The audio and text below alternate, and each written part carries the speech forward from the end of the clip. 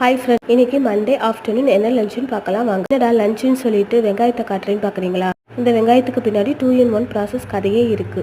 அப்படி என்ன கதைன்னு கேட்குறீங்களா? வாங்க சொல்கிறேன். இன்னைக்கு என் வீட்டுக்காருக்கு ஆஃபீஸில் மீட்டிங், அதனால மதியம் சாப்பிட வர மாட்டேன், லேட் ஆகும் அப்படின்னு சொல்லிட்டாரு. பிள்ளைகளும் ஈவினிங் ஸ்நாக்ஸ் தான் விரும்புகிறாங்க. அதனால நமக்கு மட்டும் தானே பெருசாக என்ன செய்ய, ஈவினிங் பார்த்துக்கலாம் அப்படின்னு விட்டுட்டேன். இருந்தாலும் பசிக்குது, சரி கிச்சனில் போய் ஏதாவது சிம்பிளாக செய்யலாம் அப்படின்னு சொல்லிட்டு கிச்சனுக்கு வந்தேன். அப்போதான் நேற்று நெஞ்சின சாதத்தில் தண்ணி ஊற்றி வச்சுருந்த பழைய சாதம் ஞாபகம் வந்துச்சு. அதையும் எடுத்து வச்சுட்டேன். பிள்ளைகளுக்கு ஸ்நாக்ஸுக்கும் வேணும், வெஞ்சனமும் வேணும் அப்படின்னு யோசிக்கும் போது தான் 2 in 1 ப்ராசஸாக வெங்காயத்தில் பஜ்ஜி போண்டா செஞ்சிடலாம் அப்படின்னு தோணுச்சு.